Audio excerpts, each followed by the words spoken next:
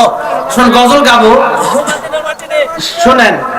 এখানে কারি সাহেব আছে, শিল্পী সাহেব আছে, কিন্তু কারি শিল্পীর উস্তাদ এখানে বসে রয়েছে, আর আমরা খালি ছাত্ররা অনুরোধ করছেন গজল গাওয়ার লেগে। হ্যাঁ, উস্তাদ বলবে না, উস্তাদ বলবে অবশ্যই। এখন কারি আমরাই হান আলহামদুলিল্লাহ, এরপরে এখন তো প্রায় 2000 ছাত্র আলহামদুলিল্লাহ। এত কোরআনের পাখি উনি তৈরি করে ফেলছেন আলহামদুলিল্লাহ। এক সময় ওনার বাস্তব জীবনটা আমি দেখছি, আব্দুল কাইয়ুম মোল্লা সাহেবের বাস্তব জীবনটা আমি দেখছি।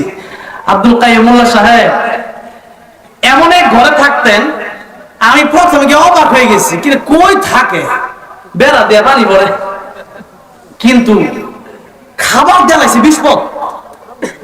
চিন্তা করলাম কেমন কি, তখন বুঝলাম না, উনি যেরকমই হোক না কেন মনটা অনেক বড়। এই বড় মন নিয়ে উনি এখন এমন একটা প্রতিষ্ঠান তৈরি করছে, এতিম কোন ছাত্র থাকলে উনি ফিরে দেন আলহামদুলিল্লাহ। আমি তখন ওনার এই অবস্থাটা দেখা আমি বললাম, আপনি অনেক বড় কাজ করছেন, আপনি যদি এতিম নিতে পারেন তাহলে আমি আমার মাদ্রাসায় এতিম নিব না কেন? আমি আমার মাদ্রাসায় এতিম পড়াবো ফিরি আল্লাহর জন্য। এখন আলহামদুলিল্লাহ ওনার মাদ্রাসায় প্রায় 200 এতিম ফ্রি পড়তেছে এবং ভিআইপি খানা খাচ্ছে, একবারে রাজ প্রাসাদের মধ্যে থাকতেছে আলহামদুলিল্লাহ। এসি আছে, 4-5 বেলা খাবার, সকালে নাস্তা আছে, বিকালেও আছে আলহামদুলিল্লাহ।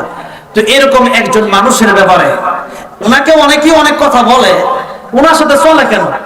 আমি ওনার সাথে এই জন্যই চলি যে ওনার এমন কিছু গুণ আছে আব্দুল কাইয়ুম মোল্লা সাহেবের, যে গুণটা সবার কাছে নাই। এখন আপনি যদি আমার সাথে নাই চলেন, শুনছেন খালি লোকটা এরকম। নবীর বিরুদ্ধে আবু জাহেল বলছিল যে রাসূল পাগল, বলে নাই? মানছে পাগল কহ, আর খালি মন্ত্র পড়ে। নবীর কাছে গিয়া দেখলো আল্লাহু আকবার, আগে কোন আল্লাহু আকবার। নবীর কাছে গিয়া দেখলো নবী কোরআন তেলাওয়াত করতেছে, আর রহমান আল্লামাল কুরআন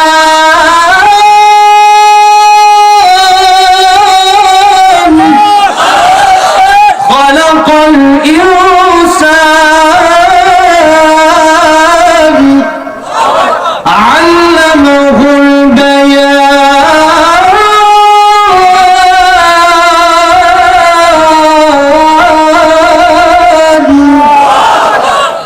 এখন মন্ত্র, হিন্দুদের কোন মন্ত্র ইউটিউবে সার্চ দিয়ে দেখেন,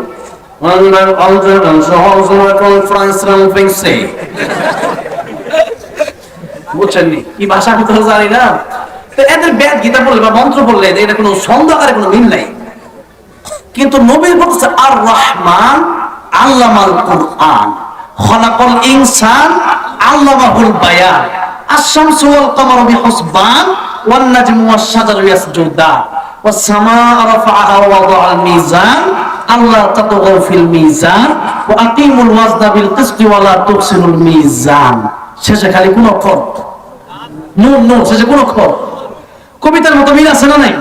আল্লাহ সুবহানাহু দিকে তাকান, والشمس وضحاها والقمر إذا تلاها والنهار إذا جلاها والليل إذا يغشاها والسماء وما بناها والأرض وما طحاها ونفس وما سواها فألهمها فجورها وتقواها قد أفلح من زكاها وقد خاب من دساها كذبت ثمود بطغواها إذ انبعث أشقاها فقال لهم رسول الله ناقة الله وسقياها فكذبوه فعقروها فدمدم عليهم ربهم بذنبهم فسواها ولا يخاف عقباها زلزلكم الله أكبر।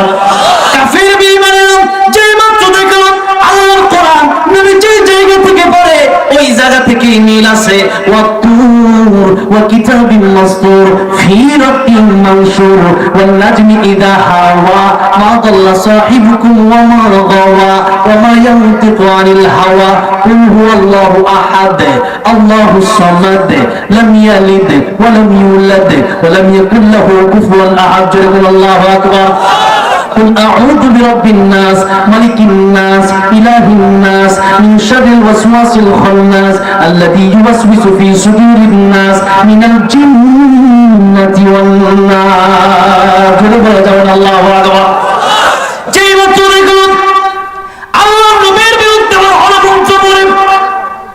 কিন্তু বাস্তবে তো তা না। আল্লাহর নবী কোরআন শরীফ তেলাওয়াত করে, আর এটা তো ছন্দে ছন্দে মিল আছে। আল্লাহ রাব্বুল আলামিন নাযিলকৃত কোরআন যেই মাপে দেখলো আল্লাহর কোরআনের তেলাওয়াত এত সুন্দর, শুধু তাই না, নবীর কাছে যাওয়ার পর তাকে দেখে এত সুন্দর চেহারা জীবনে কোনদিন মানুষ দেখে নাই।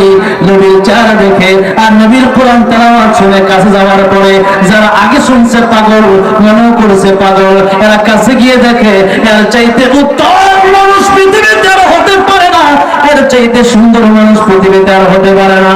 কে বলে ইয়া রাসূলুল্লাহ, ইয়া হাবিবাল্লাহ, আপনি আমাদেরকে পড়ায় দেন লা ইলাহা লা ইলাহা ইল্লাল্লাহ মুহাম্মাদুর রাসূলুল্লাহ সাল্লাল্লাহু আলাইহি সাল্লাম। সুতরাং আমি যদি আল্লাহর কোরআনের পক্ষে কাজ করি আর তোমরা যদি আমার বিরোধিতা করবা, নবীর বিরোধিতা করেছিল আবু জাহেল, আবু লাহাব, আজকেও কোরআনের ময়দানে কাজ করলে আল্লাহর কোরআন দুনিয়াতে বাস্তবায়নের লক্ষ্যে যখন মানুষ কাজ করে আল্লাহর কোরআন শিখবে।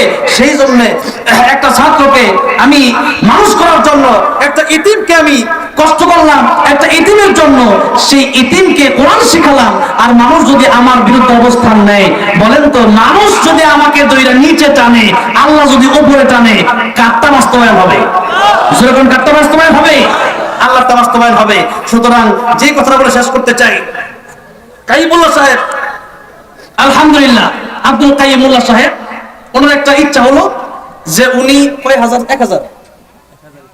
1000 ইতিম যেন উনি লালন পালন করে যেন পৃথিবী থেকে যেতে পারে। আল্লাহ কবুল করবেন। আমি আমরা কোনো সংখ্যা টঙ্কা চাই না, 1000 কি আবার।